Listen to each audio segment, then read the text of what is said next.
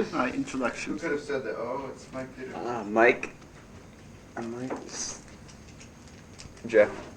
And I'm David Abbruzzese. Okay, it's just go afterwards. I know. Right. I recognize the voices. I don't know who's saying Right. it. All right. So you were not in.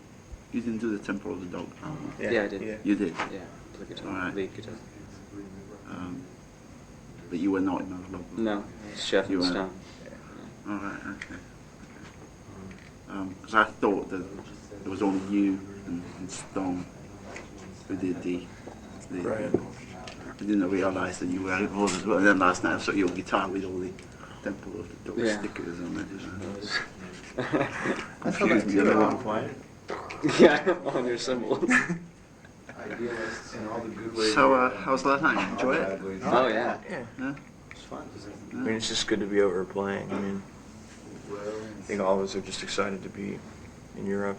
We play guitar. Is it too much too quickly, you reckon? I read somewhere that you were a little sort of itchy about it. Well, I mean, it's hard to. I mean, it's hard to get a sense of it over here because in the States, it's definitely taking off like in a much bigger way than I think anyone's ever expected. I mean, Yeah. it's sold more records right now than I thought it would. I mean, it's doing really well, but as far as over here, I mean, Well, the question was a general one. right.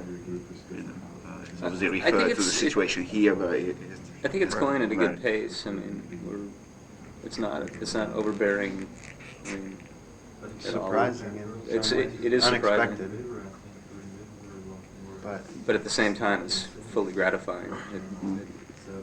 That we've gotten such a good reception. I'm kind of blown away by that. But it's it's easy to say that it's because of the merits of Pearl Jam and merits of the record, rather than what you did with Temple of the Dog or Mother Love Bone. Because Temple of the Dog is a bit of an obscure record. Really. I mean, A&M hasn't released it over here. Right. They just released it in the States. Yeah. So over here is only like. Yeah, I mean, did you ever play with did you ever tour? We did one show.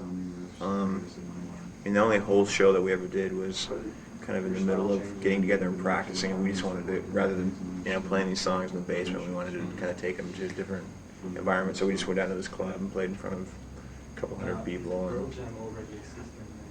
And that was the extent of it. Other than that, there's been a couple of shows that we played in Seattle where Chris and Matt came and did like 3 songs. and we did a thing at the Rip Party in LA too, where we played 2 songs. So that's the extent of it. I mean, we really can't take it any more serious than that because it was just a project, and I think at this point we're both really busy with our respective bands. So. Yeah, because I guess they were working on the new album, And we were working on our record right after We this. were working together in the way it was so. But what was the sense of that? Was it like sort of closing a chapter, or Yeah, no, it's- paying tribute to a friend, or? Well, I mean, both of those things, and also like just getting a chance to play with like people that you respect and people that were your friends that you never really got a chance to jam with. But one of those things that you always talk about with fellow musicians. Let's get together and jam. Let's get together and write a song or whatever. And 9 times out of 10, that stuff doesn't happen, and the fact that we got to do it happened so easily. And yeah, we both had this, fairly large window of time to do it in, and it actually became a record. That's all, icing on the cake. So. I mean, the way I saw it, it was strange that it was on A&M, which was not interested in promoting the thing at all. Right. Well, and then you were like, Polygram before, and now you're on CBS. It was sort of felt somewhat strange. Maybe I saw it probably because of the Soundgarden. Yeah, totally. Link. And it was because we were in between labels at the time, so it was like it made sense that it could to come out on A&M. And I mean, as far as A&M not promoting it, I mean, I just think they're really confused. I don't know if they really know how to even promote a rock record. I mean, in New York. the Not fact really. the fact that Soundgarden isn't bigger than they are right now is like ridiculous. Yeah, they've never been really good at promoting records. Definitely not here. And I think they're, I think they're pretty behind the Soundgarden records. I mean, Yeah. Yeah. I mean, It's not TV shows. it's still not selling as many records as it should be. I don't think. I mean, Yeah, but I don't think that it's a label that can deal with more than 1-2 bands at a time in terms of rock acts. They wouldn't be able to handle a roster like, say, Atlantic does, or it no, I wouldn't should, say MCA because that was badass. it should be better now in the States because they're pretty much. I mean, they have Polygram distribution, working Yeah. them, and so I think that's probably part of the reason that this record's doing a lot better than the last record did. But Why was sorry to keep digging into the past, but I'll get to the present in a second. Why was Mallow Love Bone considered shit live? well, I think that was mainly like Mike Gitter's thing. I've read that we were shit live about 6 times, and I think Mike Gitter wrote it every time. I don't think anybody else ever wrote a review like that. And he's still like talking about it, which is kind of confusing. I mean, he really likes Pearl Jam, and It's in the new Kerrang. yeah, and that's great. But I mean, we had great shows too. I mean, We did. We just weren't as consistent as some bands were. I thought you were much better than those that were when I saw you at the Whiskey. Right. Yeah. And we were a young band. I mean, we've already played more shows with this band than we ever did in that band, and that band was together for 2.5 years. So there never was an opportunity to develop our live theory. I don't think we were shit band live. No, I saw him like 8 times. It was, I mean, every band has their on and off shows, but I mean, it was always entertaining. It was always really great. That's some really great shows. It was a completely different thing, and maybe Mike just didn't relate. I don't know if you know who he is, but Well, I read one of his stories in Quran. yeah, he's written it a few times. Yeah. Good time. Still hasn't gotten over it. He still has dreams about it.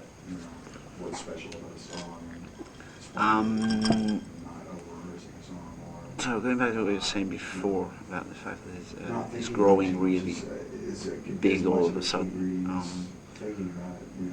You have the sort of, your songs are sort of I wouldn't say intimate, but sort of moody and stuff. Do you think it's a contrast to have these sort of moody songs and have to get those across to a big crowd and a big sort of audience and stuff? I think the songs kind of took on a whole different kind of theory when we went on the road, especially when we were on the road with the Peppers. And we got 30 minutes to basically show the crowd what we had, and I think the song just became a way more intense thing once we were out developing them on the road.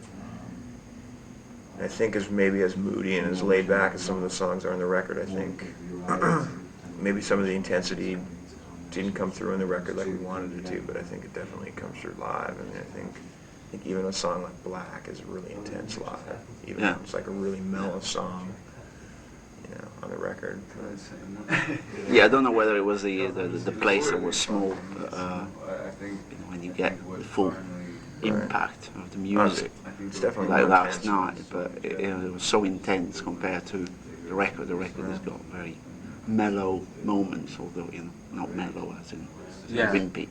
Well, I think we've, like he was saying, just from touring, and it's really just we've taken the songs to a new level and made them a lot more exciting. I think so. It's like the record is just a period piece when we're. That's how we were at that time, and I think we've gone beyond that. I think the next record will have its You know, it's ambient moments too, and it's laid back moments, and I think the next record's gonna have some way more intense moments. I mean, just like Leash and a couple of the new songs that we're playing here. I think there's a level of, like, as far as, especially live, maturing as a band live makes, if it makes sense, the energy of the band is maturing also. Mm. You know, as far as from like the first shows up until the show last night, it just keeps the energy when it's intense. The intensity is just more and more. It's ridiculous the amount of beats you managed to fit into those spaces. I was looking at you at one point. I was like, God, how do you manage? You know, it's like, I was in a good mood last night. well, yeah, it looked like. God. He reminded me of what's his name? Vinny Appice in Dio. He was getting so much stuff in there, you know, like getting on stage and taking pictures of him. You can see him doing some stuff. It's mad, it's mad. Compliments, anyway. Thank you very much. Sorry, I don't know whether you like the comparison or not. But I like Vinny. If you would have said Carmine, I think I'd hit you. no, I wouldn't compare anybody to Carmine. I think Carmine is on a planet of his own. You know, they say drummers are mad, but he's probably the worst example of that sort. You know, I saw him once. They say that? So they say drummers are a little sort of. You know, Drummers are a different breed, definitely. That's no question. yeah, you never see a guitarist pretending, you know, sort of practicing with an air guitar, but you see drummers doing that all the time, or whatever it's. As far as nervous energy. Yes.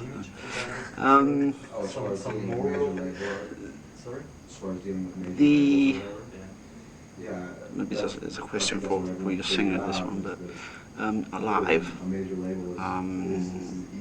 as a first single, there was a particular reason for that. It was like a reference to what happened to whatever in the past, and No, I mean, It's more a reference to the future and the present. yeah, it's definitely a reference to the present. I think Eddie was drawing upon, you know, a past experience, but it didn't really have anything to do with, like, you know, the rest of us.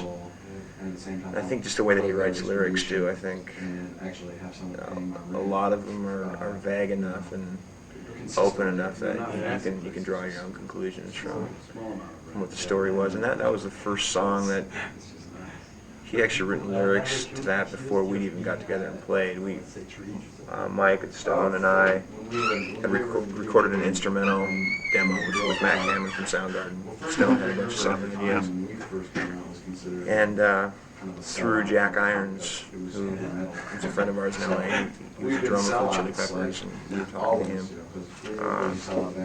He got a tape to Eddie, and Eddie sang over 3 of the instrumental tracks, and the first song was Alive, and that was actually one of the first songs kind of that Stone had wrote out of that whole bunch, so it just made sense that was kind of like this transitional song. And initially we didn't even really intend for it to be in the record. It was just going to be in this little 3-song sampler thing that we had sent to our fan club, the Mother Love Bone fan club, just to kind of tell them that, you know, there was something happening, and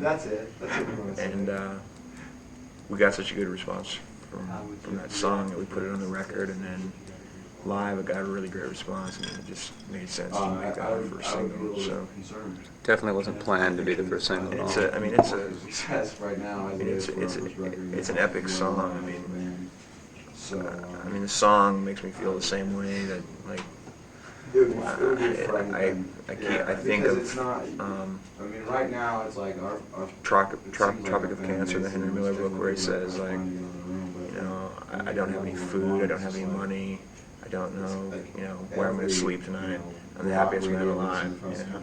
Yeah. And that's like, I think at that point, I think that's how he was feeling, I think. It's like, I would much rather build our base as far as... Didn't really, want to buy our 4th and 5th record slowly, you know. or that's my interpretation of it anyway. It's just Yes. affects, well, it can affect your longevity. It's like all the How factors much involved. the You know, if we ever get to that point, the as long as three we're around, bands are a continuum of each other?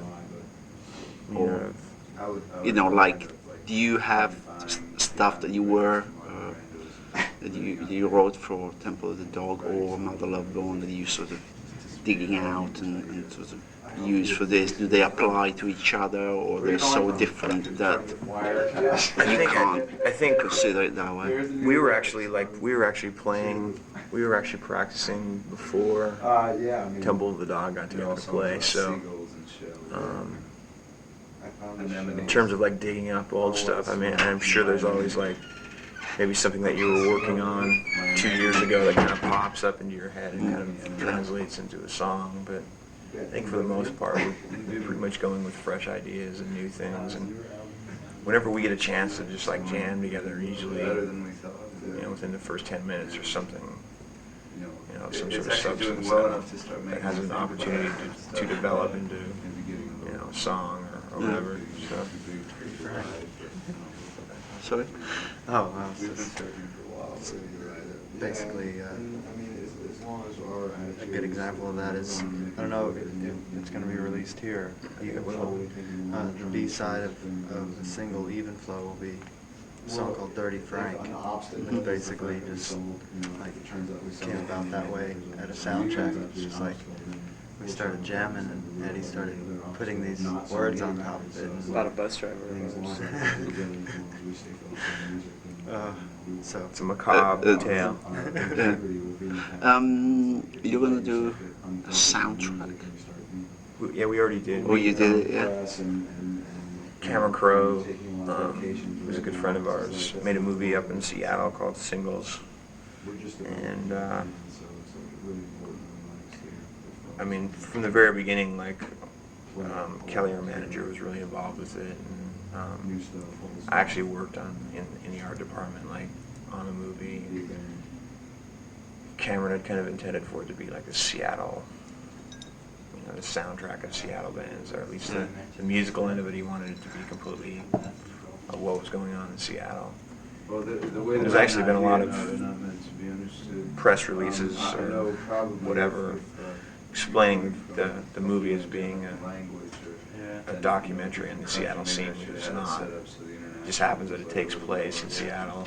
And it just so happens that one of the 5 or 6 main characters is a musician in a band where a lot of his scenes take place, like in clubs and that sort of thing. But it's definitely not. I mean, They seem to be making quite a big deal now about the Seattle scene. You know. yeah, I'm sure. As I was saying before, it was in Seattle in '86.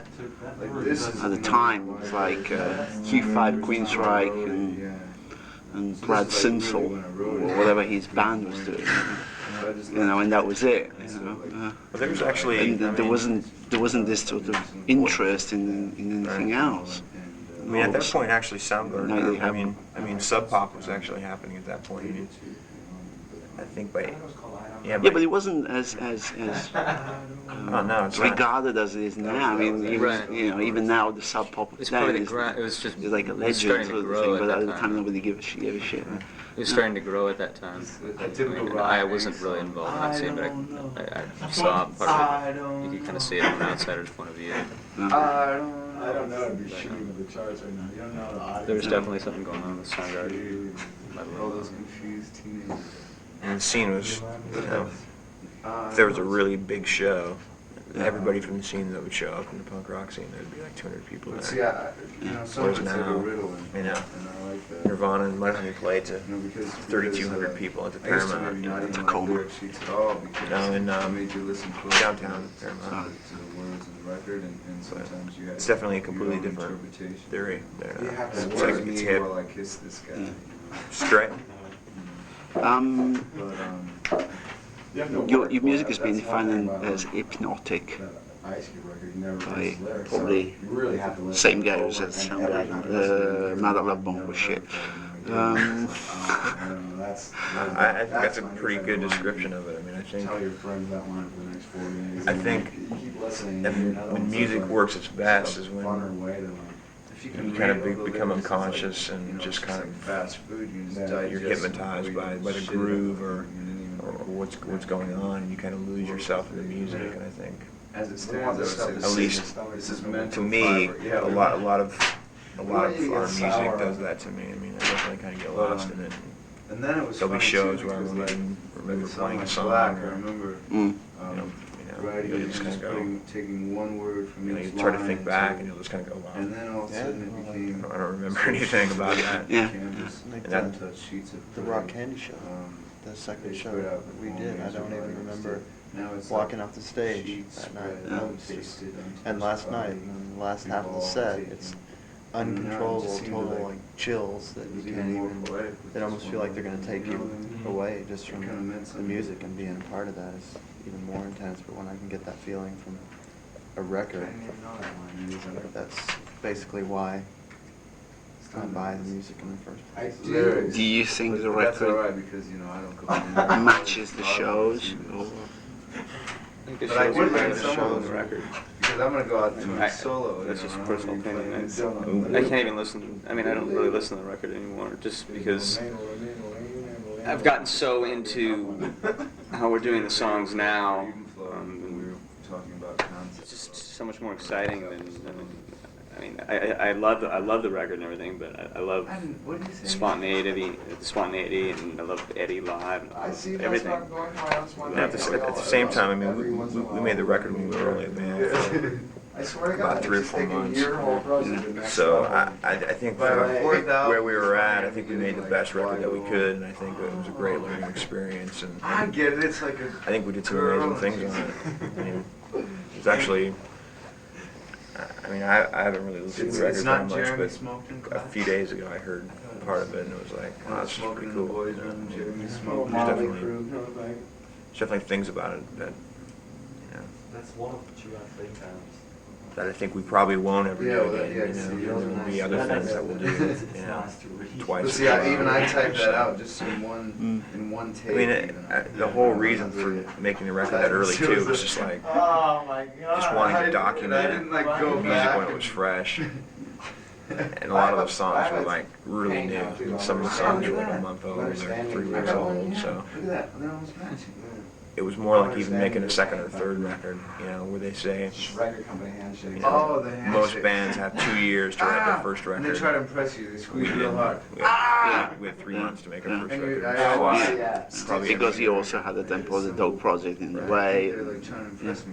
So Do you think the He's so impotent. Do you feel like you have to impress me with a it would really have strong happened handshake? anyway, I do that.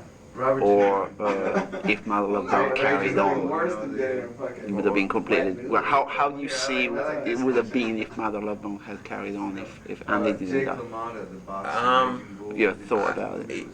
yeah, I mean, something would have had to change because Yeah, Martin Scorsese. we weren't really a band until the last year or so that we were together. I mean, it was. Of a fighter. And It was the first time that all of us had ever dealt with like being signed to a major label and just all the pressures that go along with it and all the paranoia that goes along with it and just how like within Seattle there wasn't really a lot of people that you could just like go and ask, you know, like, well, how do you deal with this or how do you deal with this, and Just because I'm not the, very strong at all. the communication within the band It's just kind of the really, feminine side of me really coming out. bad. And then So sometimes I actually take the I don't know, there was a lot of weird tension. I mean, Hey! Whoa! and we didn't really write a What was song, that? you know, the last year or so we When were did you together. watch that? So something would have had to have changed, or else it would have like, That's Seattle dirt. We've been gone a week. you know, something would have had to have changed. A comedy adventure right now. I couldn't really see the situation getting any better with the people that were involved with it. So that was why, you know, Stone and I just kind of chose to go do, you know, something on our own. So. Do you manage to write under pressure, or because you might end up having a little bit of pressure next time I around? think that I'm not really worried about it. I mean, we can only do what we do, and the last thing we're gonna do is like write a song. We're gonna try to write a live too, or whatever whatever song does well on this record is gonna be totally stupid. And I think if the second record or the third record doesn't sell as well as the first record, by our third or fourth record, we're gonna have another record that does well. I mean, the timing of songs and music and records and what you're doing and what the people are into. You don't know how to. There's no way of judging that. We're just going to do what we do. I mean, we're going to be a band, and we're going to grow, and we're going to explore, and we're going to try different things, and hopefully the people that listen to our music will be into that. Will want to see us grow. Will want to grow with us.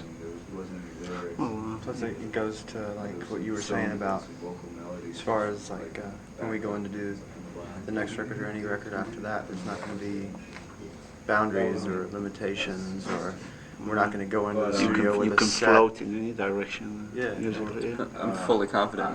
We have ideas now that I'm fully confident in. Dave's got some. As far as like also the record and our shows after that, I'm sure since we'll be staying true to why we do it and what we do, we'll feel just as good about it whether or not it sells 500,000 records or 1 million records, or whether or not we're playing big places or places like we played last night. I mean, we're going to be playing with the same intensity and feeling the same about the music because it is true. Yeah, well, that was even part of the theory, like making the first record, was that we wanted there to be some weird stuff on there. yeah. I think like what we did with Oceans, and kind of the beginning and the little thing at the beginning and the little thing at the end, the master-slave instrumental thing. Some of the stuff like that, I think that kind of maybe gave us a little bit of room, so the second record's not going to be this huge surprise out of nowhere. There's still going to be rock songs. I mean, we're still going to want to rock out, and Well, you be described it as intensely laid back. Yeah, that's good. I mean, I've been intensely laid back before. No, but I think Yeah, but when you go on stage, I think the groove aspect of the band has always been that way. It's always had to have this kind of this feeling that makes your body move. And at the same time, it isn't this groove that makes you a rubber man. It's like it's a groove that I don't know. It's like there's pictures going through your body of some experience that you had or whatever. And it keeps you on your tiptoes or on somebody else's shoulder, depending where you are in the crowd. Yes. But you won't have to look for the beat to bang your head to. You are to be alive, and then other times, life. Yeah, I mean, it's good that you have the guts to come out with a record where you do you take chances and do whatever you feel like doing. A lot of people record the first record and try to make an impact and try to write in a certain way to sort of. I think it shows when. But then the second one, they don't have a chance because they had, as you were saying before, you did a record in a certain way so you can move and it won't be a shock for other people. They do a record that is done in a certain way and people expect more hits of the same. There's so many great examples of that. I mean, Stone the other day was mentioning Iron Maiden, and you can think of AC/DC, and you can think of tons of bands where they're locked in this mode. Especially Iron Maiden. I mean, how many more times can they do? Can they do the galloping thing? I mean, and make it sound like fresh. And yet they've done it for so many records that they can't really do anything else because they have this huge cult following. Yeah. So they're like. They're locked into that. Because I mean, a band like yours, or even in the tempo of the Dog aspect, you can say it's laid back, but it sounds 70s, but who does it sound like? And you can't give an answer. Right. So, I mean, it's compared to some really crazy things, which.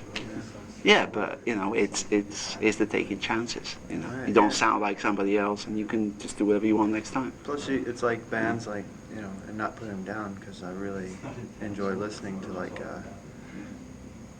bands that I won't even mention a name, it's just like, that put out something and And even, you hear it and the way it totally songs gets that within you and we you get play totally the into the song music right and here then talks about you see them and a it's show we amazing did and the in, energy Los and Angeles, everything else, and then the next for record comes pro-choice, out and they're which trying to is, still stay on women in America. the same wagon that they were riding on the Their first right record, and to you see choose them live, and what they, after a few records of want trying to abortion or keep want everything child focused is in being- that way, is being they lose tested. the energy and everything because That they it's might almost make like whether it it's the out. company or whether it's them thinking that if they stay on that track where they had their hits, they'll get another hit. In that they lose the energy, they lose, like with us, when we're on stage, all the music that's coming out is coming from within us, and I think that's what makes our show honest, and that's what makes our show so intense. Nobody, Mike's not planning on stepping up and moving this way, and Jeff's not thinking, well, I got to move back to my amp for this part of the song. We just do what we do, and those bands that focus on keeping everything like that, they seem to lose that heart that comes from within that so many people get excited about, and then they end up, the shows aren't as intense because they're planning what they're doing rather than feeling it and just doing it. This thing. And the records and everything else. And yeah, it's just like, it's almost like integrity and like respect and things like that. Like, I respect bands that do what they believe in, like Rush and bands like that. That they're hardcore fans, like the people that went nuts over the what Moving Kings, Pictures yeah, album and Moving stuff like Pictures, that are now turned off because all the samples and electric stuff and everything else.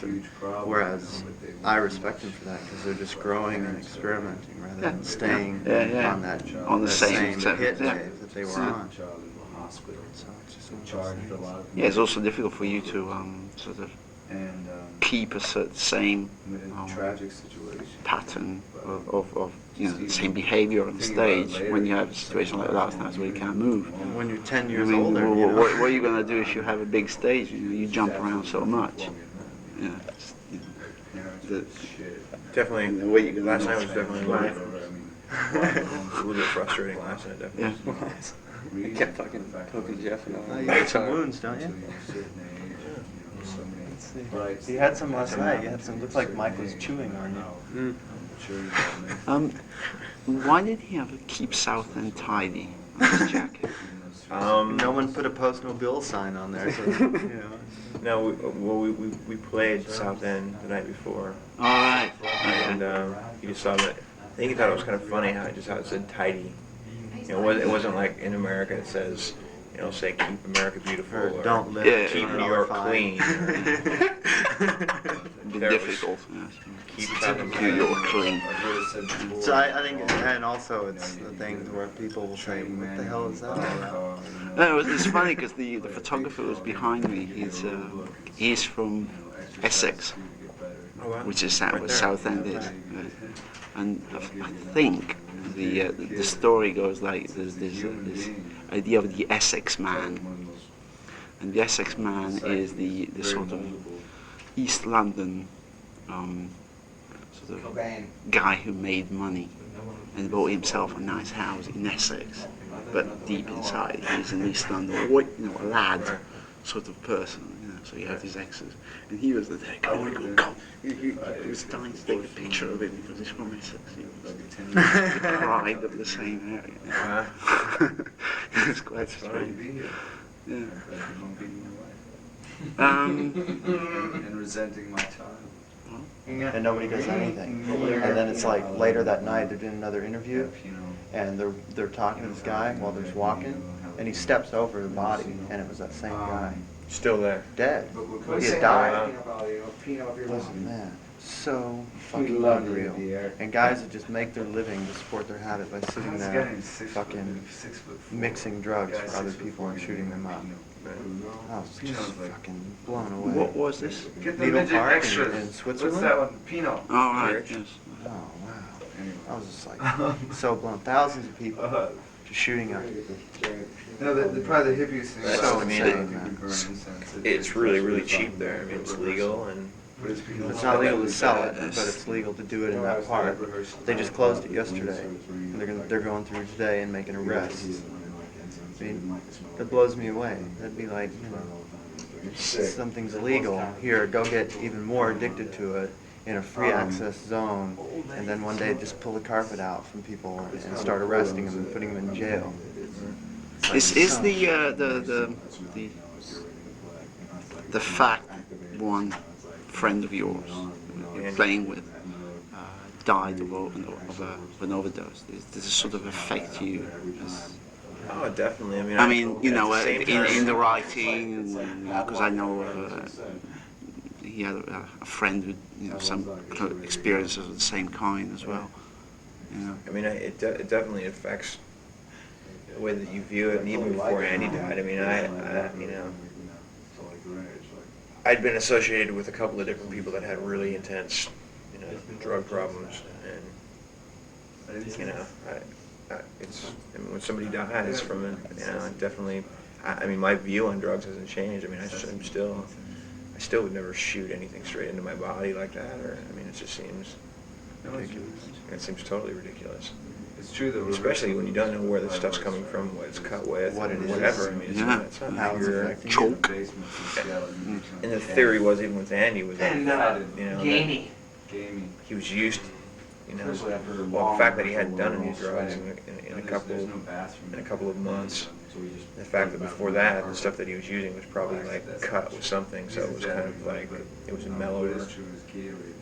And the stuff that he got this time supposedly was like really pure, really intense. It's kind of the fact a that he didn't drink, use anything in a long time, like the first time that he did it. Athletes drink. It kind of looks like urine to begin with, so you have to be very careful after you. Yeah, I mean the whole thing too. I mean, it still isn't going to lead, you know, it isn't going to make us like use this, you know, lead this huge anti-drug Who's war, been the because used I think there's better ways of explaining it to people, and I think maybe showing, you know, kids maybe some pictures, or just educating people on, like, you know, where it can lead you, you know. Yeah. Just showing them an hour film, you know, going through Needle Park or something like that. I mean, That that's, I mean, actually I saw this movie called Christina F. when I was in college. Intense movie. I saw it when I was 18 years old. I just like had moved out of home. I was in college, and I was actually like, I was cranking on crystal.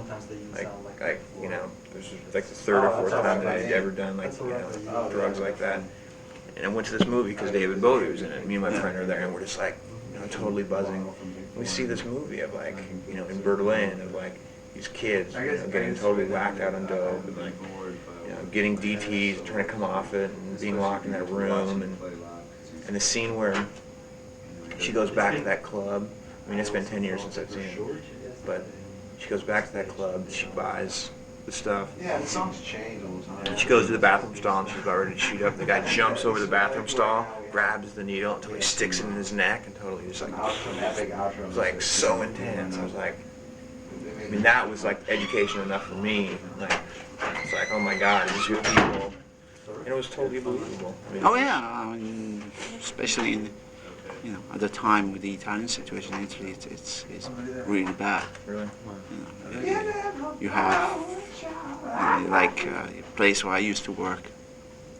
Yeah, place I used to work. You would like the entrance of this fair area, you know, the old exhibition area. And you would be at the entrance of the checking the passes and stuff like that. You know, part-time job just to get some money when you were in university. And you would see the tree right on the other side of the road, and you would see syringes stuck in.